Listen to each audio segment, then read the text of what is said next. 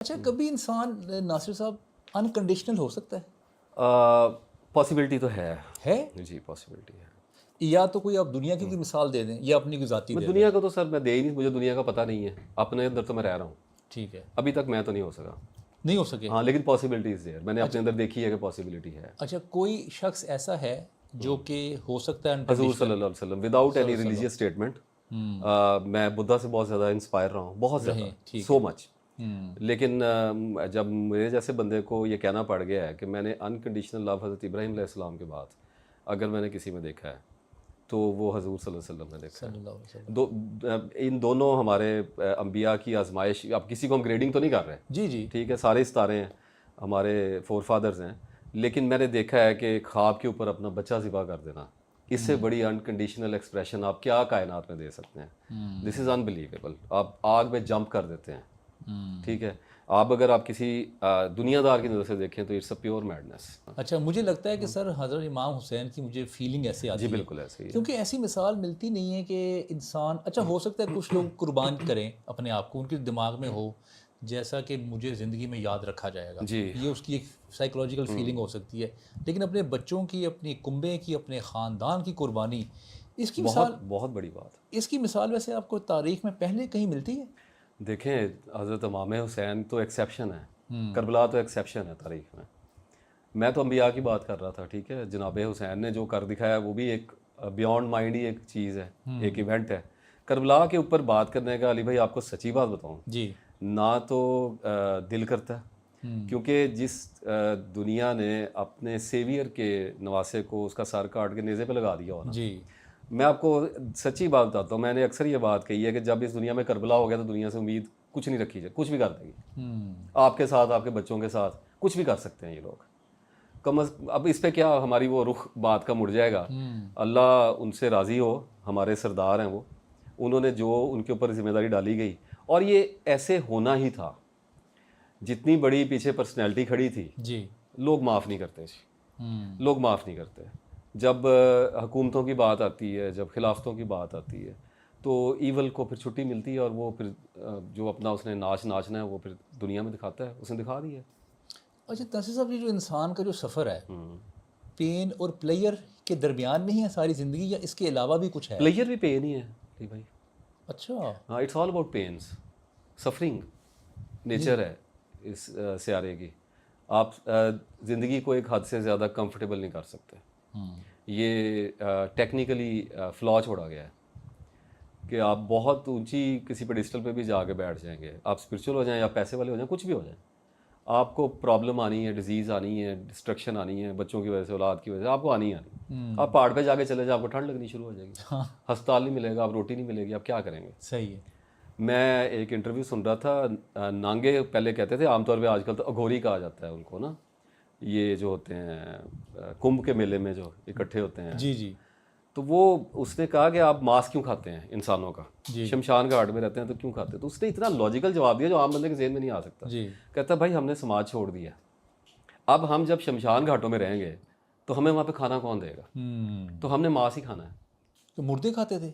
और वो तो सारे खाते हैं, अच्छा। मुर्दे खाते हैं, कुत्ते खाते हैं, वो तो मतलब हट जाते हैं ना इस चीज़ से, यानी धर्म को छोड़ देते हैं, समाज को छोड़, वो तो एक अलग बात। दुनिया में आप आए हैं तो प्लेनेट जो है वो सफरिंग का है, सफरिंग है। प्लेनेट सफरिंग है, क्योंकि प्लेनेट की इटसेल्फ नेचर एनाइलेशन है।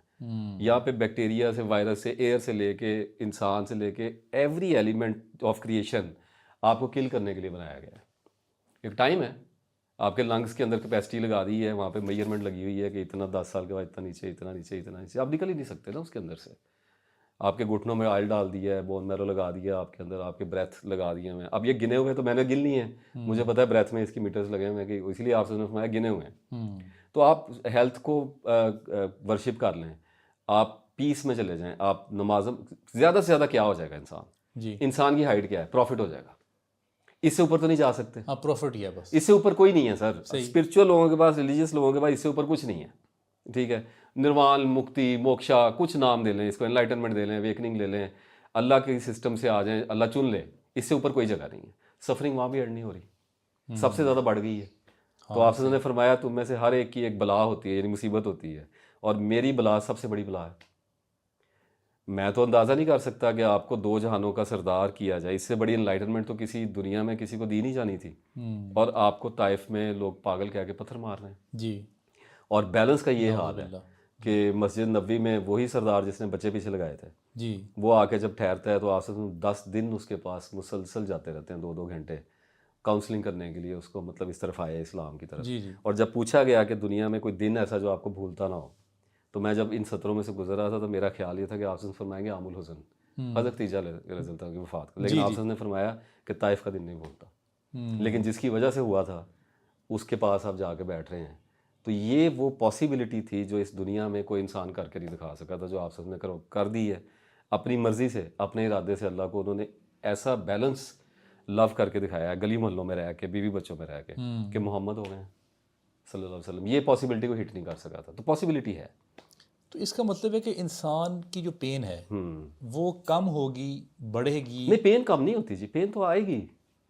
नहीं, अब देखिए ना, जैसे अभी हम बैठे हैं, we are in a comfortable environment, yes तो पेन हमें उस हिसाब से है। जी एक शख्स जो बाहर धूप में कई मार के मट्टी निकाल रहा है और उसके पसीने आ रहे हैं, उसको भूख भी लग रही है, उसको पानी भी, प्यास भी लग रही है, या एक शख्स है जो बीमार है, जी जी। उसकी टांग टूटी हुई है, वो हाय हाय कर रहा है पूरे हॉस्पिटल में, तो पेन के तो फ़र्क नहीं आ गया? फ़र्क आने से फ़र्क नहीं पड़ता, क्योंकि अल्लाह ने सिस्टम ऐसा है कि हर जान के अंदर उसकी कैपेसिटी के हिसाब से उसके ऊपर दबाव डाला जाता है। मैं कहीं नहीं मार सकता तो मुझे नेचर कहीं नहीं देगी, मैं उठा ही नहीं सकता। मैं जंग में जाके गोली नहीं चला सकता तो मेरे हाथ में बंदूक नहीं आएगी, मेरे हाथ में कलम ही आना था, मेरे आगे यही आना था ना।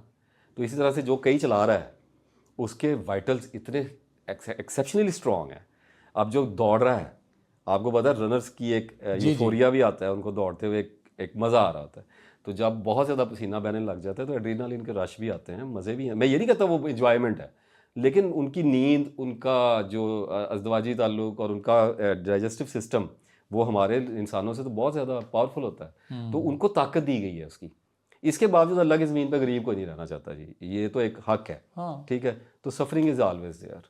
अब पेन आएगी, असल बात ये नहीं है कि पेन कम हो जाए। पेन बुद्धों ने बहुत कोशिश करके देखी, योगियों ने बहुत कोशिश करके देखी है, और बुद्धिस्ट तो कुछ भी नहीं कर सके। मैं फ्रैंकली मैं बात को मोड़ नहीं रहा, नहीं बोल कोई सफरिंग की बात ही हो रही है ना। हमने कौन सा तो पेपर देना हाँ, है बुद्धिस्ट इस जो है ना, गुफ्तगू वो ज़्यादा से ज़्यादा कशकोल पकड़ के और बाल कटा के जी। और शादी से भाग गए और मेडिटेशनों में बैठ गए। सबसे ज़्यादा तपस्या अगर किसी ने काटी है ना, तो वो जैन मत ने काटी है। अच्छा, जैन मत में। सनातन ने काटी। सबसे ज़्यादा अगर कोई अजियत भोगी है तो वो हिंदू मत वालों ने भोगी है। इनके ऋषि मुनि जो हैं, रोज़ा इनका 4 महीने का होता है, अच्छा। और वो उसकी जो रोज़ा खुलना होता है वो मौत होती है, उसे कहते हैं सलेखना, मौन व्रत जिसको कहा जाता है, कि एक दफ़ा खाना छोड़ना है 4 महीने ऐसा ऐसा करके, और उसको मर जाना है परली तरह से, निकलना नहीं, खा के नहीं निकलना। ठीक है। तो जैसे अभी 100 साल पहले सती, सती जी, तो ये बंद करवाया माउंटबेटन ने, मेरा ख्याल जी है। जी, उसी ने करवाया और था। उसके बाद अब सलेखना कोई 11 साल पहले इन्होंने बंद करवाई है। लेखना व्हाट इज दिस? रोज़ा रखते थे, अच्छा, और जो मौन व्रत के बस एक दफ़ा चले गए, और उसके है। बाद कहा जी हमने खाना छोड़ना, तो हर रोज़ एक एक लुकमा करके वो 3 महीने में ऐसी जगह आ जाते थे जहाँ पे नहाना, पानी पीना और खाना खाना बंद हो जाता है उनका। अच्छा। और वो चौथे महीने के एंड पे they die, they become an impression of भगवान, उनकी पूजा होने नहीं, लगती रोज़ा खोलते ही नहीं थे? है। नहीं नहीं सर, अभी भी है। नहीं। सनातन के अंदर सलेखना का मतलब रोज़ा है। वो हिंदू जब रोज़ा रखेगा, जो उनका स्पिरिचुअल आदमी है, जी जी जी, वो उनकी एक मन्नत होती है। नहीं, पानी बच्चियाँ पी सकते हैं? जी, पानी नहीं, एंड पे पानी भी छोड़ देते हैं।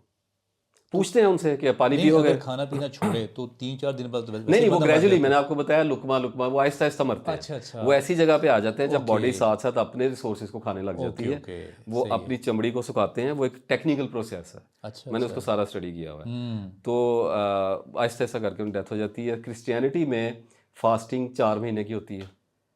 जो मिस्टिक्स क्रिश्चियनिटी में फेमस होते हैं, ठीक है। वो वाटर फास्टिंग के बगैर हो ही नहीं सकते। तो उन्होंने 4 महीने पानी भी रहना है। ठीक है, अभी भी लोग करते हैं, एक्सट्रीम लोग जो हैं वो करते हैं। 7 दिन की तो आम ही है, 7 दिन की तो वाटर फास्टिंग वैसे ही फेमस हो रही है। ठीक है। तो ये अजियतें, तो आप जब स्पिरिचुअलिटी में जाते हैं या माइंड साइंसेज में जाते हैं, इसका मतलब ये नहीं होता कि सफरिंग कम होगी। इसका मतलब ये होगा कि आप सफरिंग को अंडरस्टैंड करेंगे कि ये क्यों है। ठीक है, आप जब किसी चीज़ को जान लेते हैं तो उसकी पेन कम हो जाती है। पेन मतलब साइकोलॉजिकल टॉर्चर की मैंने बात की थी, वो कम हो जाता है। जब ये कम हो जाएगा तो फिजिकल भुगतना बहुत वे बेटर कि वो आपकी कंट्रोल में आता है। फॉर एग्जांपल, इसकी मिसाल है जी। कि अल्लाह ताला ने एक रूल बनाया हुआ है कि मरना कोई नहीं चाहता। सारी क्रिएचर्स मरने से डरती है। अच्छा, ठीक है। इंटेलेक्चुअल स्पीशीज़ हों या कोई और हों, आप चिड़िया के आगे आप गन रखेंगे वो उड़ जाएगी, आप दाना फेंकेंगे वो आपसे बच के आगे, वो सर्वाइवल के लिए सर्वाइवल पूरी अकल है उसके अंदर, राइट। लेकिन आप शहीद की मिसाल देखें कि वो इस साइकिल को तोड़ रहा है, ठीक है, वो उस खौफ को ब्रेक कर रहा है, इसीलिए उसकी जज़ा इतनी बड़ी है कि मरना कोई नहीं चाह रहा था और वो मर गया। तो इतनी बड़ी पेन आप एक्सेप्ट कर रहे हैं, इसका मतलब मेंटली आप एक चीज़ के नतीजे में पहुंच गए हैं और कॉन्शियसली कर रहे हैं। कॉन्शियसली कर रहे हैं। तो वो आपकी बॉडी के लिए, ये नहीं कि वो उसकी तकलीफ कम हो फिजिकल, वैसी कोई बेहूदगी की बात नहीं कर रहा, लेकिन आप गुजर जाते हैं। एक मियाँ मोहम्मद बख्श का शेर है कि जिन्हें ऊंचा ना रखाया चुੱਲ੍ਹੇ ਦੇ ਵਿੱਚ सड़िया, जिन्हें ऊंचा ना रखाया चुੱਲ੍ਹੇ ਦੇ ਵਿੱਚ सड़िया, वो नीवा होके लंघ मुहम्मदा लंघ जाएगा अड़िया।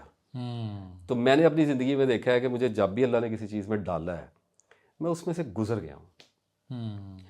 और मकसद भी यही नज़र आया है अल्लाह का कि हमें मुसीबत देता क्यों है, आजमाइश क्यों देता है, पेन रखी क्यों है इस कायनात में। सबसे इंपॉर्टेंट चीज़ ये है कि पेन एक प्रिजर्वर है, प्रिजर्वेंस है। अगर मुझे पेन का डर नहीं है तो मैं सड़क भी क्रॉस नहीं कर सकता, I can not preserve my self. तो पेन का सबसे पहला तो ये एक प्रिजर्वेटिव है लाइफ का। मुझे डर है कि मैं अक्सर बताता हूँ कि मैं ग्लास को टच करूँगा ना तो सबसे पहले मेरा सेंसर मुझे बताएगा ठंडा है या गर्म है। जी बिल्कुल। तो ये सर्वाइवल के लिए पेन से डर रहा है, सारी बॉडी पेन से डर रही है। एक तो इसका ये प्रोसेस है। दूसरा प्रोसेस, पेन जो है वो आपको एजुकेट करती है। अल्लाह का मोड ऑफ एजुकेशन पेन है, दबाव जिसको कहते हैं, स्ट्रेसर्स। ठीक है। तो वो जब आपको गुर्बत देता है, बीमारियां देता है, तो इंसान की बेसिकली नेचर गैर संजीदा है। नेचर स्पीशीज़ की तो संजीदगी है ही नहीं। चिड़िया के अंदर क्या संजीदगी है, खा पी रही है, एंजॉय कर रही है अपनी लाइफ को, अल्लाह का तस्बीह कर रही है, उसमें कोई ये दुनिया को लेकर सर पकड़ के नहीं बैठी हुई।